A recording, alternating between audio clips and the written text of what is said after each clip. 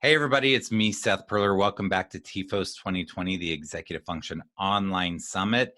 And I'm here today with Caroline Mcguire. Caroline Mcguire is the author of the book, Why Will No One Play With Me? And developer of a social emotional training program that's designed to ensure that no child feels lonely or different. Her website is carolinemcguireauthor.com if you want to check her out, and we'll have plenty of information about her on the link here. So hi, Caroline. Hello. Super excited to have a social expert on here today. And I really want to encourage all the parents to give this a listen and see where we're headed here, because I think it's really relevant to everybody, whether or not you know it. So what are we going to learn today?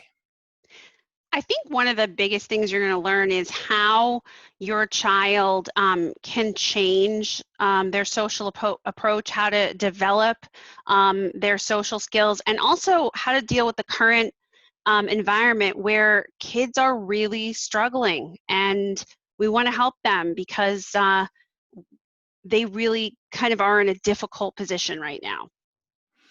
And as far as introducing you and your background, is there anything else that you want parents to know about you? I think just that I am a person who struggled with executive function, and I am a person who has really worked on it, and now I would be considered organized. But if my mother was here, she would say that Caroline circa 1992 was not the Caroline that you see before you. So it really is possible to develop, all the things you're talking about. Yeah, you were right before we started the interview today. You and I were talking. And you said something about my something on my site being organized, and I was like, "You have no idea. I'm not a naturally organized person, but I've learned some things that help, and these things with our kids help." And then you were talking also about, in terms of the topic today, how to help children with weak executive function connect and be social. So what are we going to learn about that as well? So I think it's really important for us to know that, in order for a child to connect, have companionship, the thing that really matters in life, right? You have to have good social skills. All social skills that we have are driven by the management system of the brain, the executive function skills. So anything that you find baffling about your child, why they want a friend over and then ignore them, why they don't reach out, why they might be a little bit shy, why they might be too much for other kids. Any of that is all driven by executive function. And in order to connect with someone and in order to have that companionship, which is really the core of life, you have to have those skills. And we all work on them, but a lot of kids need direct instruction. I'm like breathing a sigh of relief, because I'm so glad you're here. And I don't know Caroline well, for everybody who's watching, and I'm just like feeling this, okay, this is so good to tie this into executive function for everybody, because what I always start every presentation of mine with is the relationship's the most important thing. And then I end the relationship saying the same thing. And what I always say is, when a student struggles with executive function and continues to struggle into adulthood without the right support, the problem is that it impacts their quality of life. And when I say that, I say it impacts their career, their health, but it also impacts the relationships, the romantic relationships, their family, their friends. And it's so I'm so glad that we're really connecting these dots in this talk today. Yeah, and just a little sort of, mindset for parents. People can be incredibly smart and they can have these weak executive function skills, and it affects the workplace, right? And just, pause for a second and think about the people who aren't as successful as you would think that they would be. It's all about these social skills and these executive function skills. So, my shtick is that I believe that working on these social skills is the most important thing you can do, because it really affects your child's life. And, you know, we're all experiencing day to day, as parents, as we watch, right? And we watch our children struggle. So we want to give them the tools. And that's what this whole this whole discussion is about. Awesome. And I like that you said give them the tools because it makes it concrete. It's not, Yeah. this is something we can impact, we can do something about. So how do you help students and families specifically? What is your job? So my job is that I help students with a bunch of things. One, shifting mindset, right? So a lot of kids that I work with weak executive function will say to me, I'm good, I'm fine. You know, my mom and dad are the only ones who think that this is a problem. You've heard it all before, right? Um, so we help with the mindset. And then I really work on concrete skills, right? How do you reach out? How do you form relationships? How do you make chit chat? All of those concrete skills that you need to go into your life. And then one of the most important things is, if you think about reading the room, something we kind of talk about in society, it all goes back to executive function and a skill called metacognition, which is taking a bird's eye view of your situation, having an accurate assessment of your skills and abilities, which we all know some of our young people don't, and then taking past experiences and helping them and using them to inform future thinking. Well, I'm sure that there are many parents at home who just said, my kid does not do that. And that is essential, and it's executive function driven in order to read the room, in order to respond in friendship, right? I already told you as a friend, I don't like it when you say such and such, or I don't like it when we go to these places. All that stuff goes back to that skill. And so we need to work concretely on me helping the student think about the social world and take that bird's eye view. Excellent. And I'm so glad that you mentioned metacognition. I know what you just said, parents, it was really dense, and we will be unpacking this today. I do want to mention with the metacognition, the way that Seth describes it is I say that it's pretty much synonymous with self-awareness, with introspection, self-reflection. Metacognition is a word that I use. Mindfulness, these sorts of things, it's part of executive function of the brain helping us to reflect. And when these kids don't naturally reflect, they have to be taught how to, and it can help their life so much. I'm really glad you brought that up. Well, So go ahead. Yeah. oh, sorry. And I was just going to say, and part of what we can do as parents, all the way you described it, I love it, is reflecting and helping them look at things. But instead of telling them, which we do as parents, I'm guilty of it myself, is to use some techniques that I'll talk about to help them look at it, reflect on it, examine it. And that also takes you as the parent out of that role as chief badgerer, right? It brings it to also a level where they can do this long after they're grown up. And that's all the stuff that Seth is talking about, this reflection, this self-awareness, this contemplation. And that again goes back to the metacognition. I'm really glad you said that. I'm going to say this the whole time, it sounds like. But yeah, we tend to, as adults, we know the answer. We see the matrix and we solve it for them. We enable them. We answer for them. We tell them the logic, the reason. We try to get them to see the light. And we're doing so much telling them how it is, and we're not giving them the opportunity. We're not using those sort of reflective techniques to bring about thoughts on their own. So we're not getting through, even though our intentions are good. So I'm really glad to hear the strategies that come today. What's your superpower working with kids and families who struggle with executive function or who struggle in this social area? I think my superpower is actually humor. You know, I have had kids who really do not enjoy working with me. They're like, I am here because I am forced to be here. And we joke and we laugh and we talk about, you know, whatever policy they have or whatever belief they have. I think that my superpower is that I tend to stay fairly engaged with them as a person. And, you know, everyone has something that makes them tick. And when I figure out what it is that makes a kid tick, now I'm more able to say to them, okay, you think running a YouTube channel has nothing to do with any of this stuff we care about because you're thinking what we care about is academics. I don't care about the academics. What I care about is building your executive function. And let me tell you, you cannot be a YouTube czar without executive function. It can't happen. So that's, I think, the superpower. Awesome. Yeah. And I think that I relate to that in terms of the relationship. Like we have to build this. If you and I are going to get a kid to trust us and take risks to do things that, because they don't come to us saying, oh, I'm so excited to work with Caroline and Seth.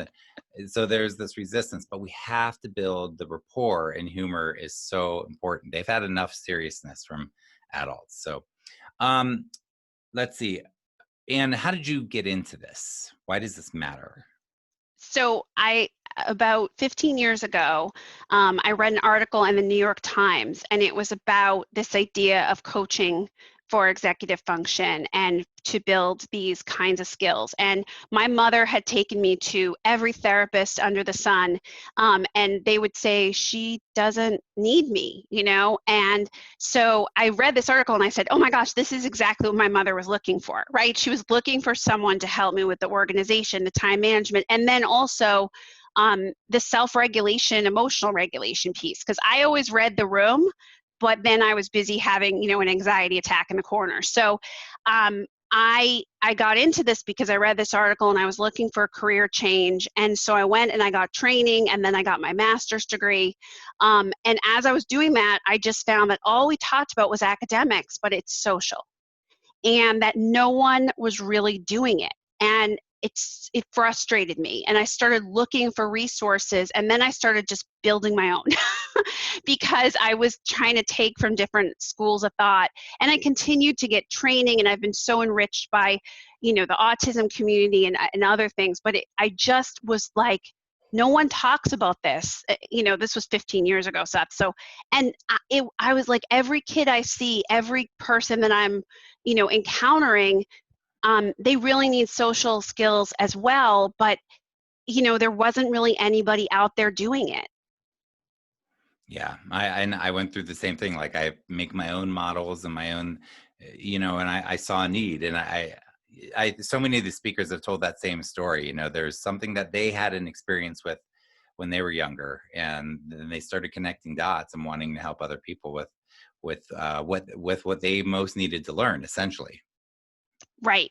Absolutely. And you know, I also just I'm by nature sort of a little bit of a force of nature. So, you know, when I found that this was just such a desperate need, I just wanted to bring it to families because not everybody gets services in school. Most of the kids I work with don't. Hmm. Yeah, a lot of them I call gray zone kids, and it sounds like you were that too, misunderstood, and and the help that people are trying to offer you is not helping. It's often making you feel worse about yourself. Yeah, exactly. Yep.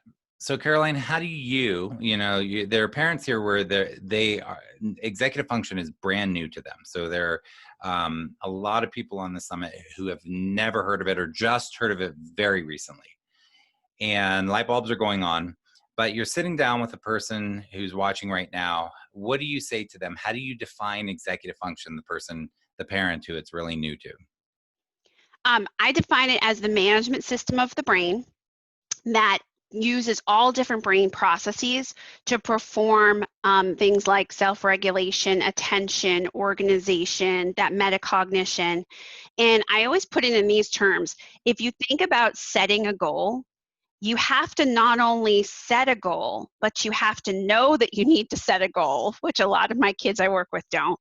And then you have to self-regulate your emotions and behavior and constantly problem solve to that goal. And executive functions are just ways in the brain that the processes that make that whole thing happen. But if you think about it as a linear chain, which it's often not, there's a lot that goes into that.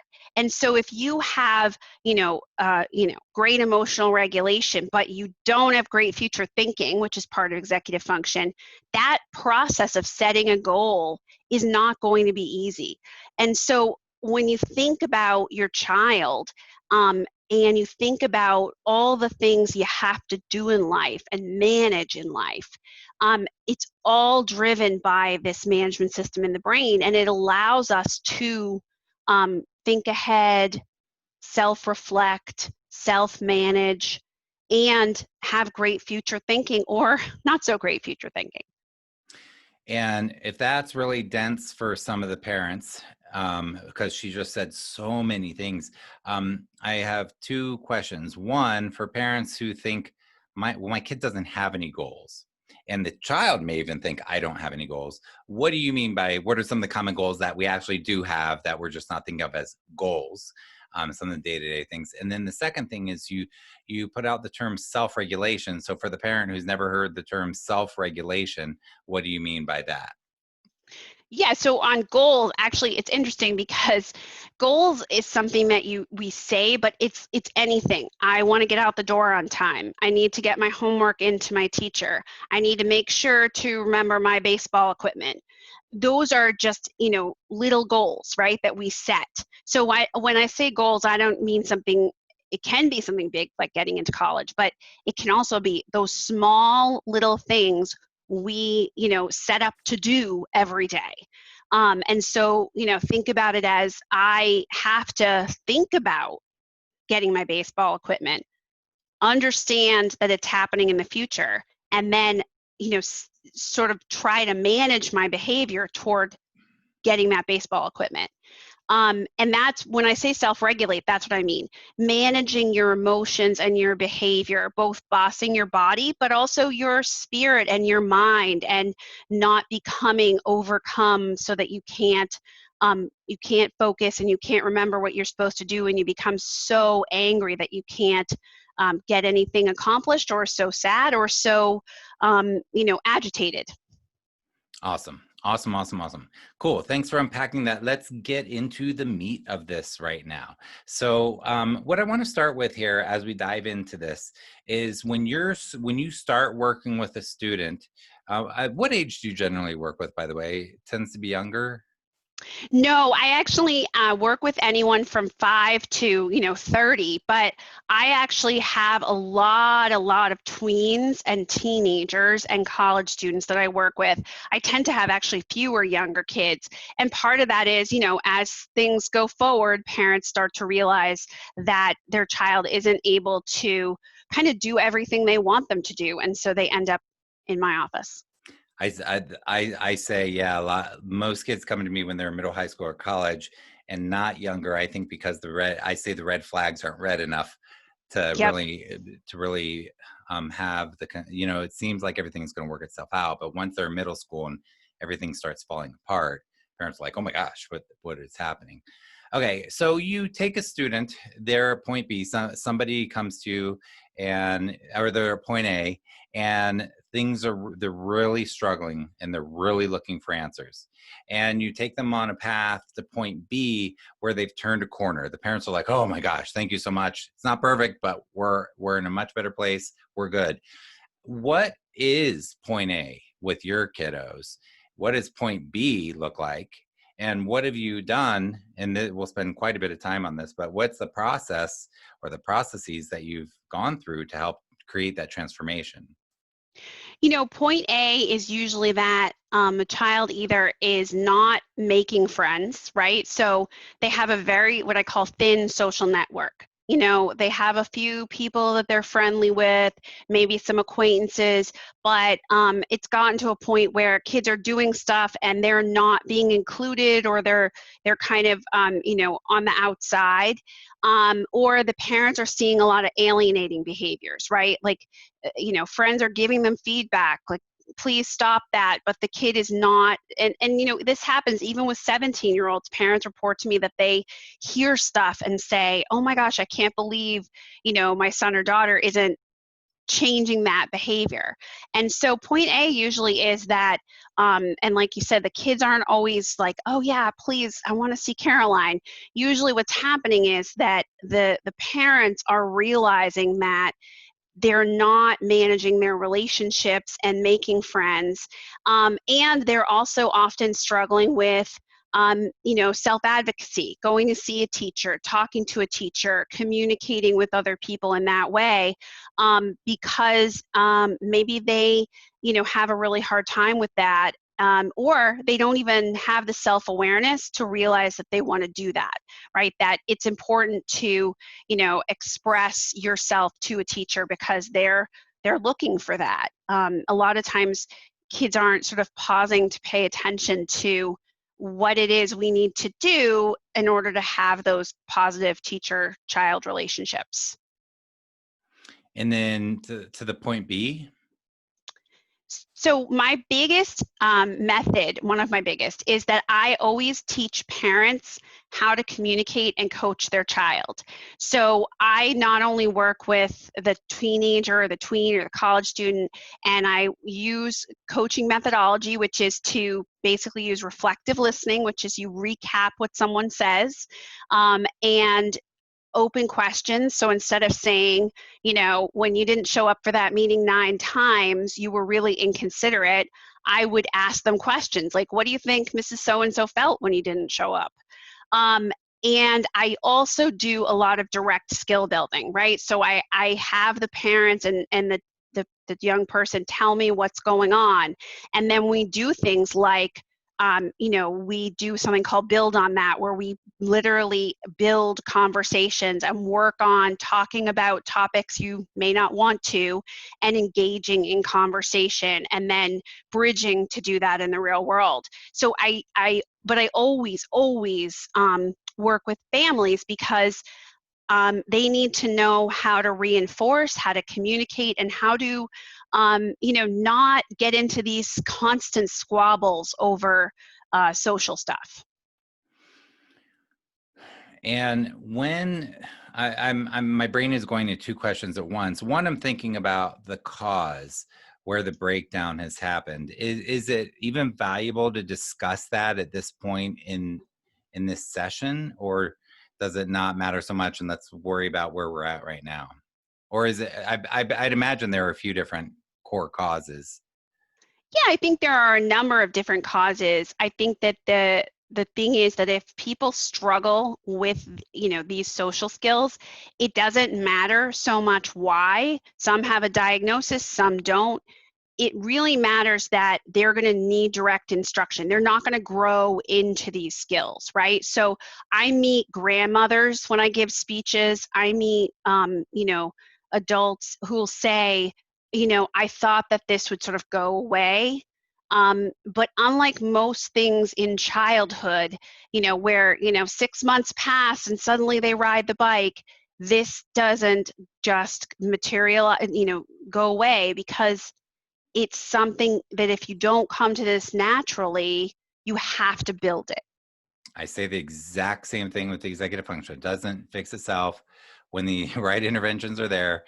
And what happens is that I see in my work a lot, and I'm sure you do a lot as well, is that the parents or the teachers or the grandparents, again, well-intentioned, are basing their interventions or comments or what they're trying to do to try to be motivating, they're basing it on misinformation or myths that they've often grown up with.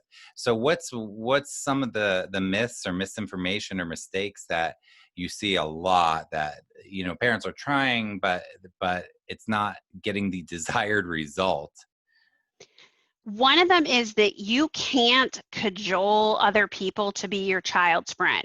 So, part of this comes from when kids are really little, we do set them up on play dates and we do help them with so much.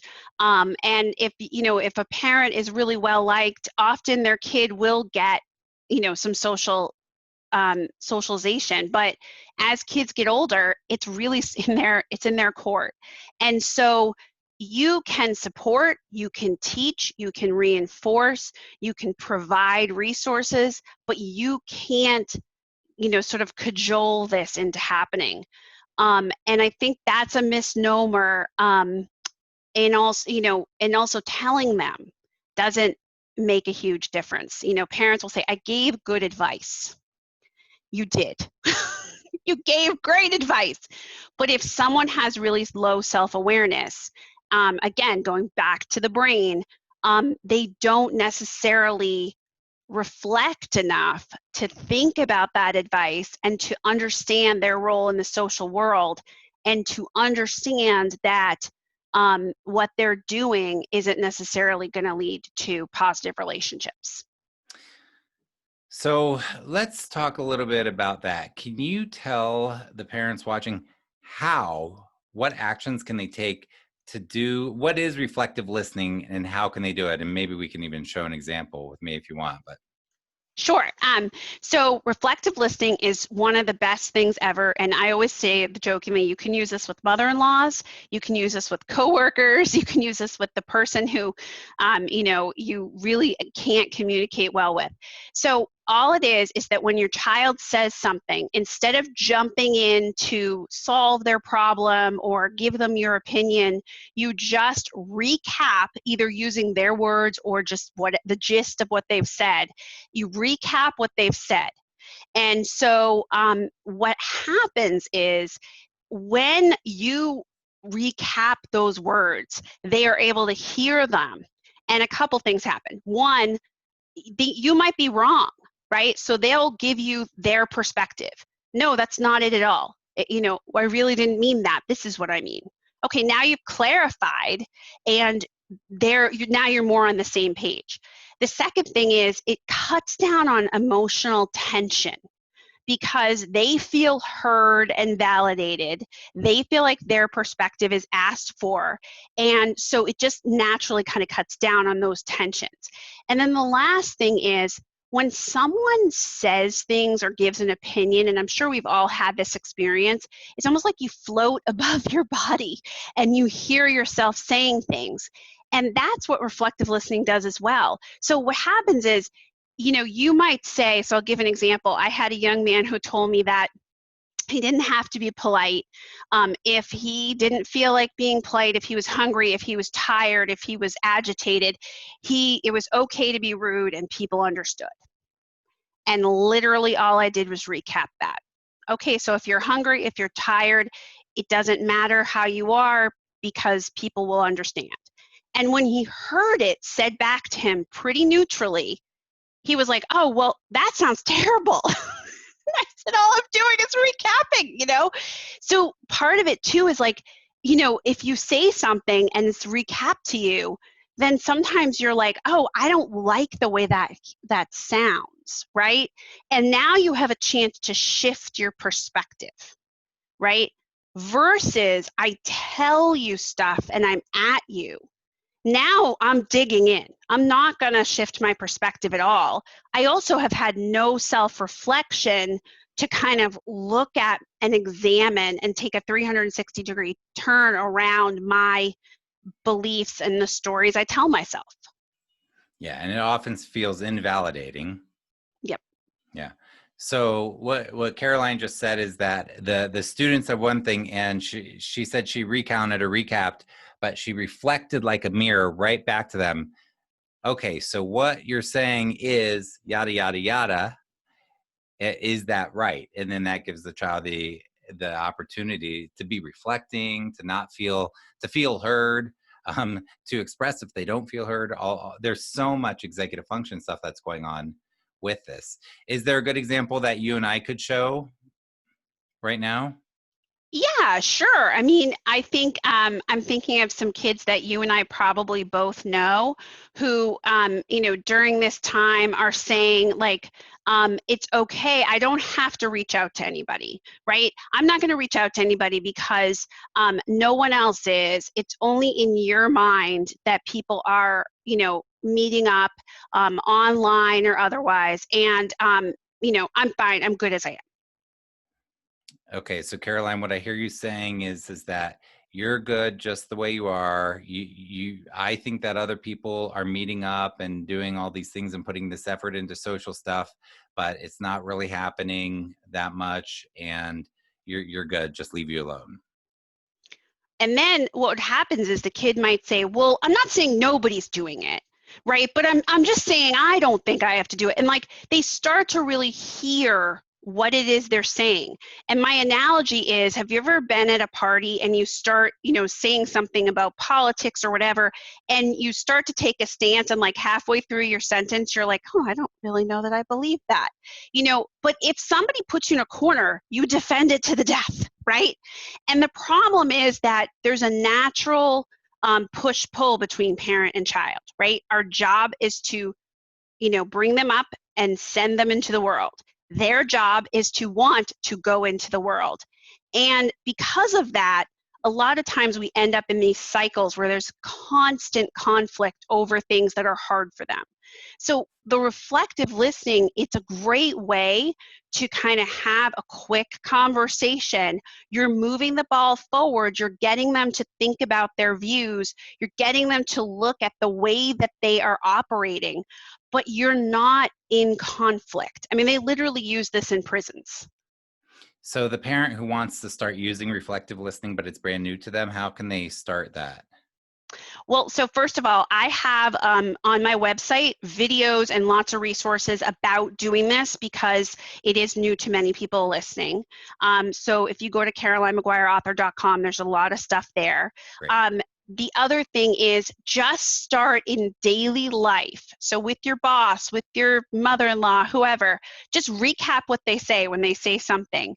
And you'll start to get in this habit. And you know what's interesting? I've had a lot of parents tell me that when they start doing this, people say to them, you're such a good listener, but it's really just, it's a neutralizing thing, right? So instead of you also really constantly feeling like you have to tell your child how wrong they are, let them figure it out. Yep. Hold the mirror up. Yep. Yeah. It's so much more effective that way. So much of the work that I do is asking the right questions and waiting and being quiet. And then I can reflect as well, but really hearing them. I want to ask about open-ended questions. What's an open-ended question? Why is it so powerful? And what's the opposite? How do we get into whatever the opposite of that? And why is that so not working for people? Great question. So an open-ended question is anything that uses what or how. And so for instance, if you ask someone, what's hard about that, right?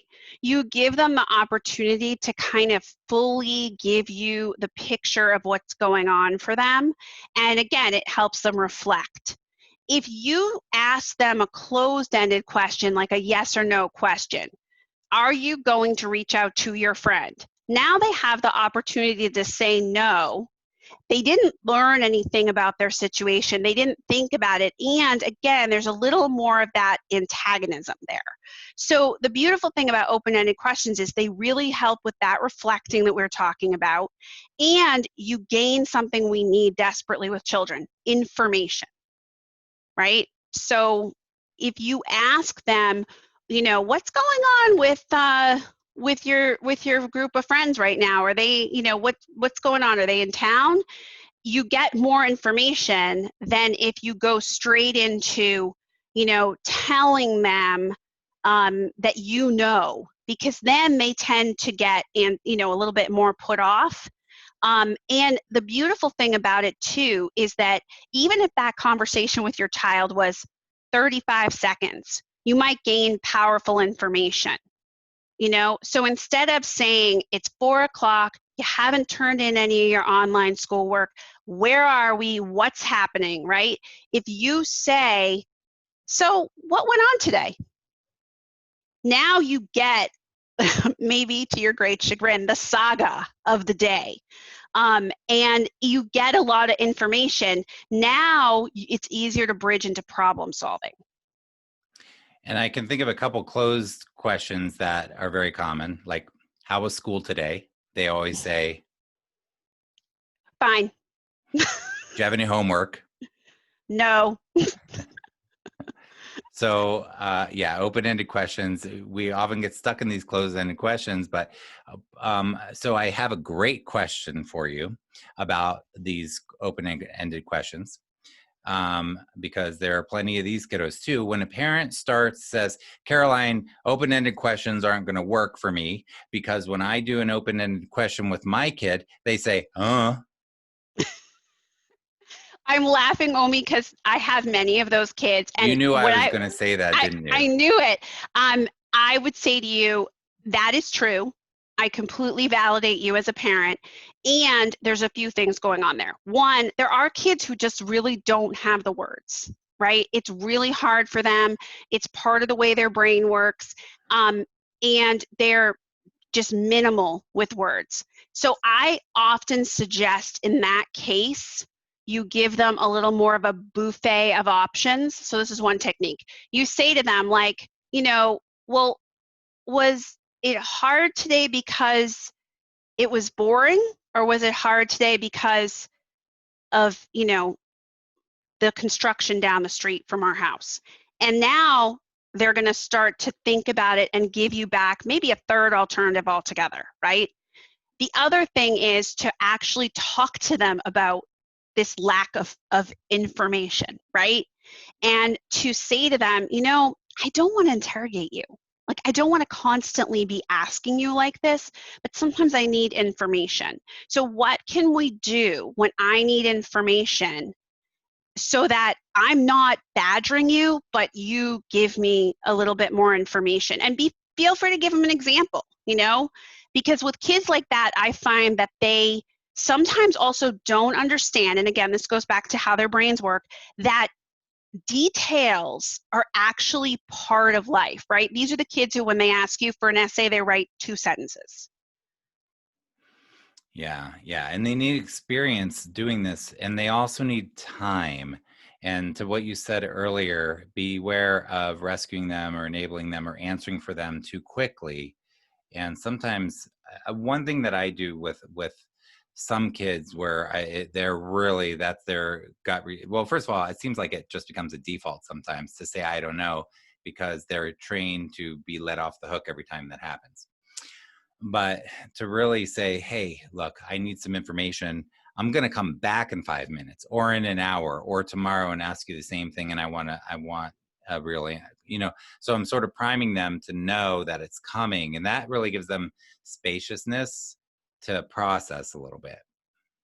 I love that. I do that as well. And I also find too that when you give them space, then if there's any delay in their reaction, or they need time to actually process that information, you're giving them that space, right?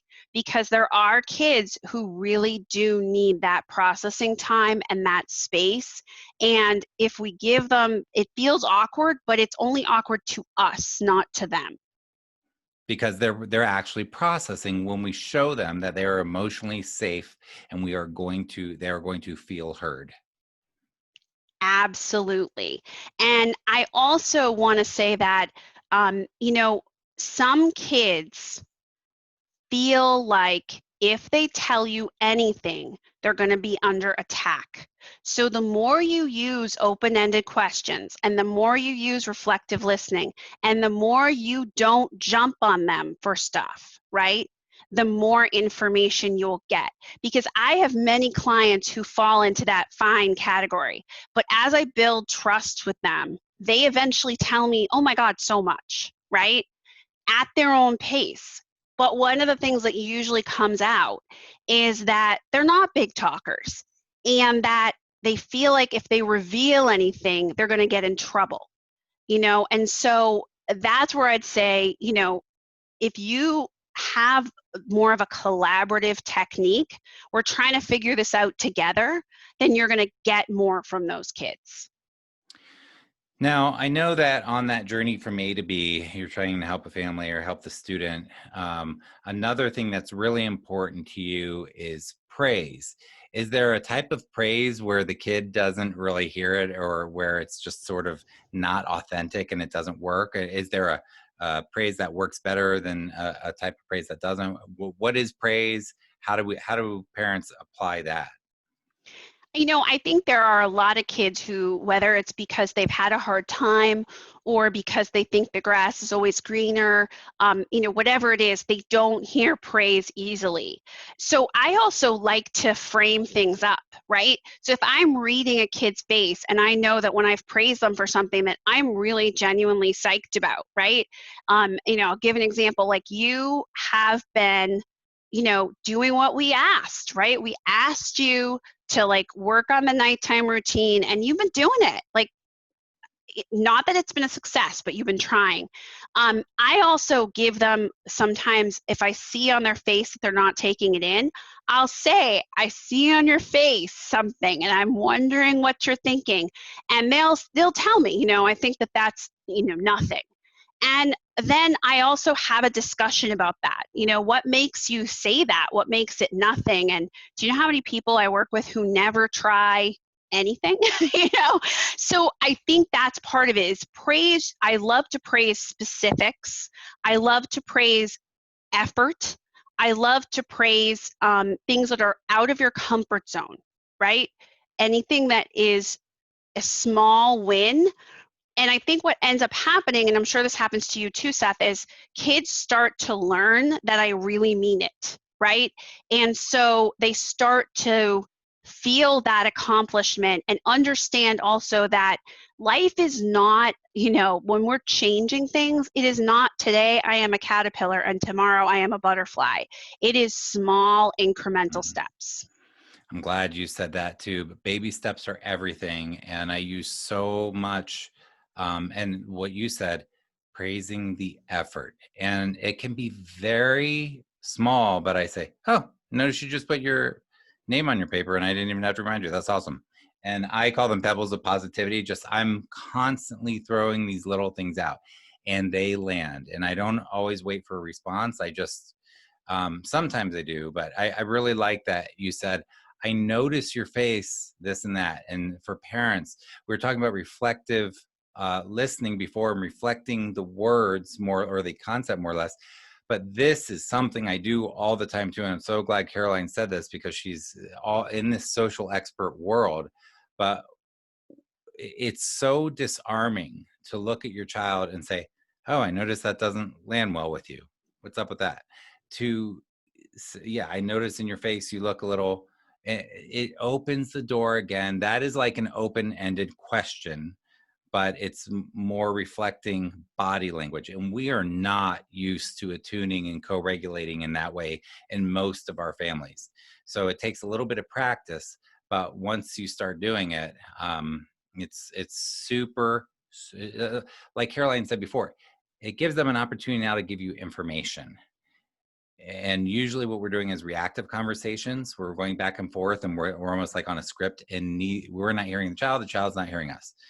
So now we're really saying, oh, I noticed your shoulders look scrunched up when I said that, or when I said we got to start on math, you look a little bit sad or frustrated. Just that reflection. Ah, so good. Well, and Seth, also, I think like try everybody, who's watching this, try to go back to your preteen and teenage life, right? There's a lot that's going on that we might not know about, right? So I'm just going to give an example that fits into this. I had a young girl where I'm in a state where we're opening up, we're having social distance, hangouts, relationships and stuff. And this girl went to something and she didn't really engage much. And so the mom went into, why didn't you talk to anybody? Why did you sit at the picnic table? Why did you this? Why was that? I And bet the so, answer is, I don't know, well, or no, I silence. said sort of like, okay, let's pause, right? Let's calm down a little bit. And I just asked her what was up, right? And because I knew she had been pretty committed to sort of going out there. And she said, the girls that were there are not my friends. They're not people I want to be friends with, and they're mean. And then she proceeded to give really good examples of things that the mom and I were like, oh, right? So when we notice something, hey, I noticed you stuck around the picnic bench. I'm wondering what was going on. We get a lot more because we're assuming otherwise a story about those events. And the more we do that, the less of a partner we are collaboratively with our child, right? And the less information we get and the less influence we have. Whereas if we just sort of ask those questions like, what was going on? I will, and then, and the other thing was the kids weren't wearing masks. And so she was knowing that, and this ended up happening, I guess, they got told off by an authority person. So I think like we have to give our kids some benefit of the doubt too, right? Because sometimes there's stuff going on that we don't know about. And in that case, what a good choice that girl made, right? An awesome choice. We're so happy she made those choices. But if we go in after her, now she shuts down and we get none of that information. Yep. Yeah, we have to hold space and a safe space. So how can parents use these things called prompts to help? What's a prompt, and how can we use them to help with executive function and the social development? So prompts are everything from little reminders, right? So, something that helps you remember what your intention is, right? To something that you say, like sometimes a lot of kids I work with will have a code word, or will have something that the parent is allowed to say that doesn't incite the kid. I don't want you to say, remember to listen. I don't like that, but you could say, enjoy, and that is a signal for me to remember to listen, right? So we also have to remember we have to work on these things together. And so a prompt is just something that like sort of anchors that intention, right? You're going somewhere and your intention is to blurt and interrupt less and to be, a better listener, right? And so maybe they have something in their pocket that they're touching that reminds them of that intention. Maybe you as a parent are allowed to say something before they get out of the car. Maybe not, right? And that kind of thing helps to remind us. I have one client where we got a domino, and the domino sits somewhere that they can see because it's to remind them of the domino effect of things, right? So, we can come up with something creative that helps them remember, so that they are able to kind of keep focused on, what I'm intending to do in this situation. I like that, and I like using something that's out. I was talking to one of the speakers yesterday about using something outside of you, like the domino, or something that's not you saying it. It's a tactile or visual prompt, but it takes work because you have to think about it beforehand, and so spend some time really diving into it. But you'll save yourself so much time and frustration, and really help your kid. Yes. You were talking about a live demonstration of the coaching process. Do you want to get into that? Sure, Learn how to absolutely. present a social skills lesson. Yeah, so I think a good way to think about this is when we are working through things with our children, and we're coaching them, right? It might be that we work on something that's very concrete, like, making chit chat with someone, right? And it might be that for that kid, going back to the kids who say fine, it might be that we do this very briefly, right? So in my book, I talk about, half an hour or so, but I also want to say, I know kids where that is just not possible. So I want to give that sort of framework, Seth. And then what I do is we pick a topic they don't love, right? So kids who have trouble making conversation, it's all building on a topic, right? And so what we do is, we explore first. So I would ask you, like, Seth, when you go to make conversation and you're sitting next to someone in French class, what happens? And you would tell me what goes on. So now we can problem solve, right? Because it might be anxiety.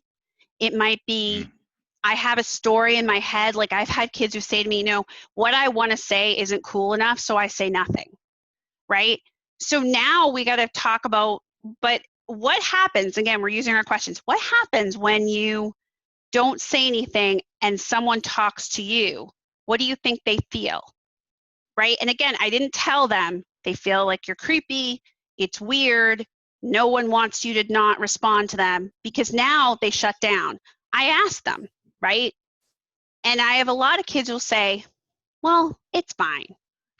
And then I am a little sassy, right? So Seth, that's my humor. I'll say, it's fine. Like if someone talked to you and you don't talk back, right? And then they'll say, well, I guess it's not fine, but I don't know what to say, right?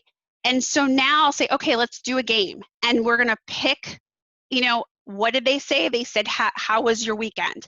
And now we're going to go back and forth and we're practicing having this conversation and we're working through the kinks. And then we'll say, okay, next time you're in French class, could you have that conversation? And a lot of times this is the part where they say, no, I can't do it in the real world. Don't be afraid to keep doing this, right? It might be several times before they can feel confident to do it in the real world. And that's kind of just like a snippet of what we do to help them with something that they bridge into the real world. Awesome. That's really concrete. That's, depending on the age of the student, something a parent can really, excuse me, utilize. Can you speak to the parent who's worried about their child, who they perceive their child as being very lonely? Yeah, absolutely. One of the things I work with a lot are kids who are very lonely. And some kids won't admit that they're lonely, or some kids are very lonely.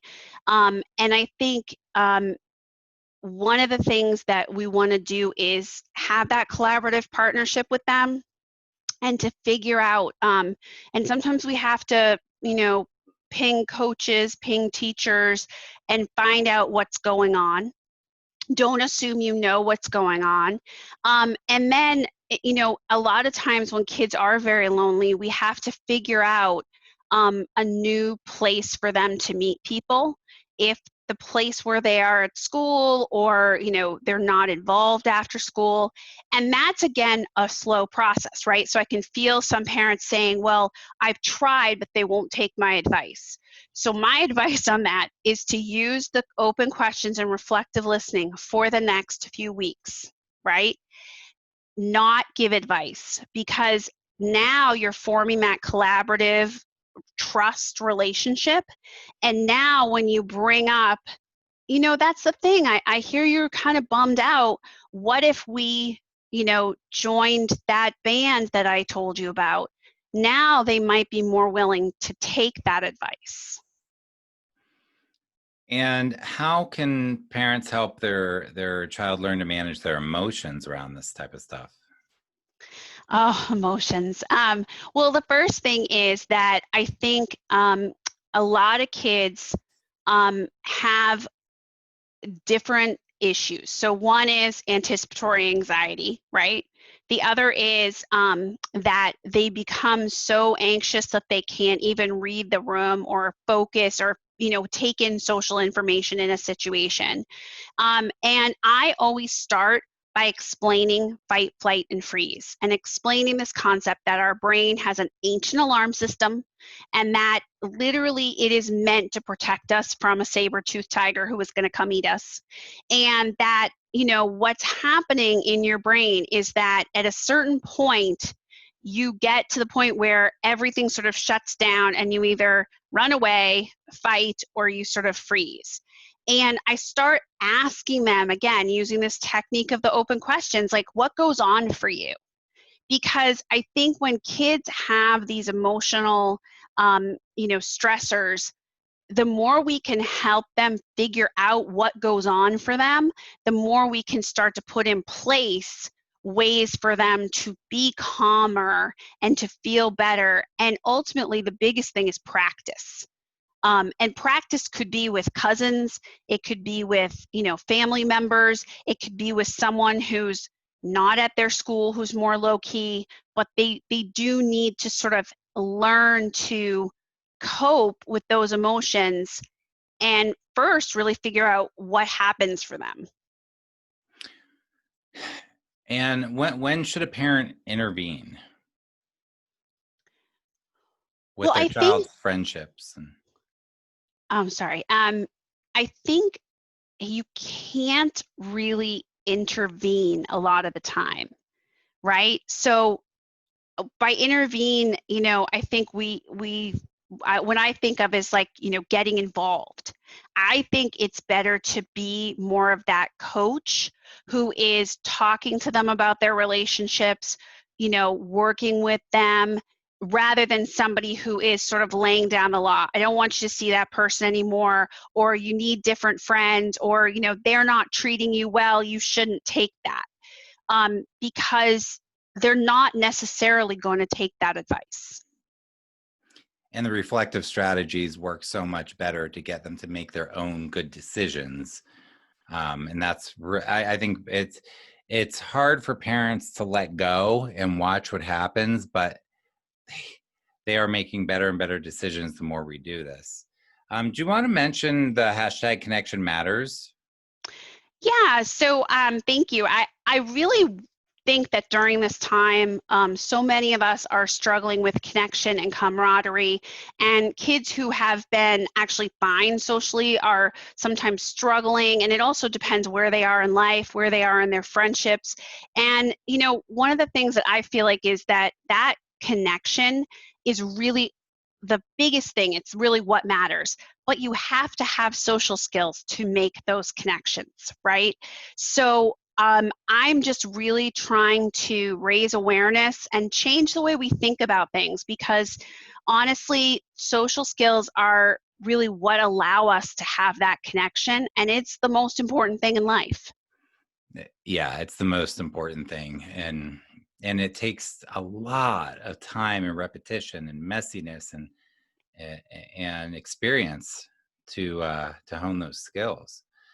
Are there any, so as we're about to wrap up, as we wrap up, are there any essential models or vocabulary that you really want to make sure people leave with that we didn't cover?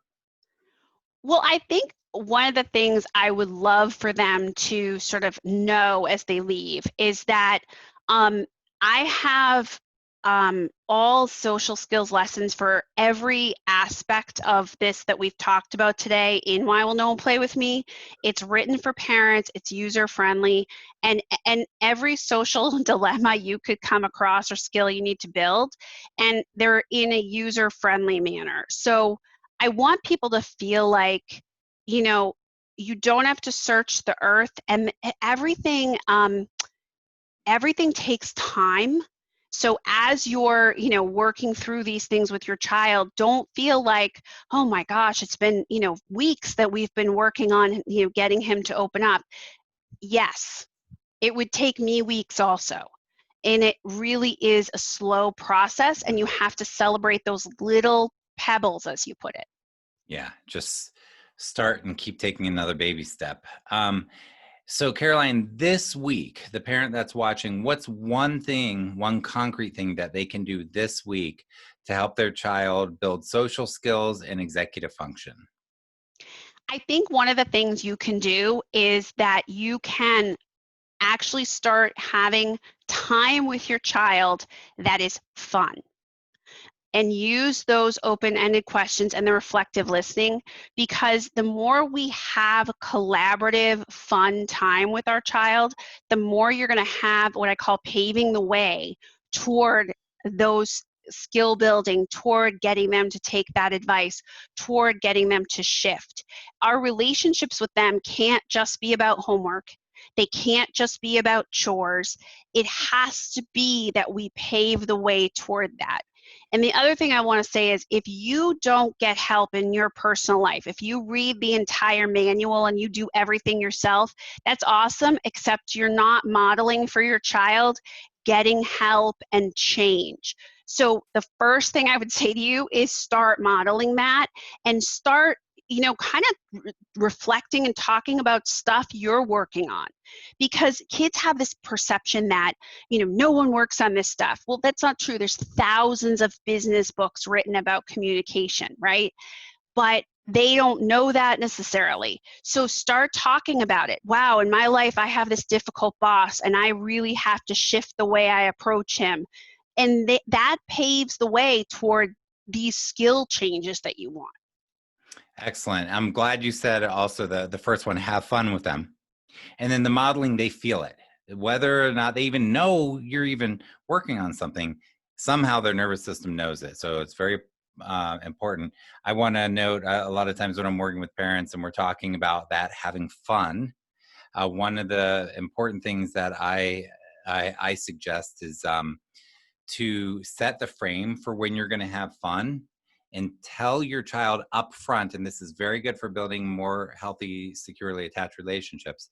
But when you're going to do something that's fun, to tell them, hey, I just want you to know during this hour, I am not going to say a word about chores or school or homework, the things that Caroline just mentioned, but to prime them and say, give them sort of, so that, because a lot of times these kids are just waiting. They just know that some pressure is going to come, and to give them the security and to follow through with that and say, look, I'm not going to say a word, just want you to know that we're going to have fun. I'm not going to talk about any of this stuff for this period of time. Not promising you forever, but for this period of time. That's really important. They need to feel that. So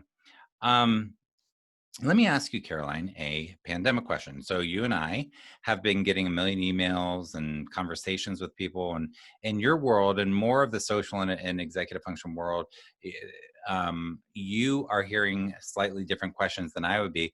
What's one of the biggest fears or concerns or worries that you're hearing all over the place lately, and what's your gut response? Yeah, one of the things I'm hearing all over the place is, should I push my child to be social? So, a lot of parents are, we're in different states and different situations all over the world. And so, parents are very concerned about kids who are not reaching out online, or who are not, hanging out with friends virtually or in person, and are really, just not forming those bonds. And one of the things I would say to you as parents is, step back and think about how hard it is if you have a thin social network, you don't have a ton of deep friendships, to now bridge toward writing that person a text, or asking them to join a group chat, or asking them to, watch a movie together on Netflix. It's really hard. So it's actually something we're asking of them that's an epic ask, right? We ask it like it's no big deal. Why don't you just reach out to them? You like that boy, why don't you reach out to him? But you're actually talking about an epic ask. And again, going back to all the things we've said during this interview, the more you have fun with them, pave the way with them, have these kind of open, reflective chats, the more you're going to get to the point where you can say, I notice you don't really reach out. I'm wondering, you know? Or you might even say, I feel like it's so much to reach out to people and it feels so daunting, and just see what they say. But I think like that's the biggest thing I'm hearing from parents, is that they're very concerned. And I feel like we're asking kids to do something and we want them to do it, but it's going to be a slower process, and they have to build the skills. And in some cases, kids are telling me, I don't even know where to start, right? But we as parents see that as just like, oh, just go do it. It's a lot for some kids. Awesome. That's a great response, and that really ties together everything from today. And the last question is this: forget it, I'm here. Just look right in the camera at the parent who's really looking for answers. They're concerned about their child and they really want some answers from your heart, straight to their heart. What's the most important takeaway you hope they leave with right now? I really hope the most important takeaway they leave is that you are your child's original teacher. You are the most important person in their lives. It doesn't always feel that way, but you actually have a tremendous ability to influence. And if you can use some of the techniques that I've talked about today, you will have such a different relationship with your child. Because at the end of your life, what you want, I am sure, is for your child to have a great relationship with you, and for you to really be part of their lives and that they share with you.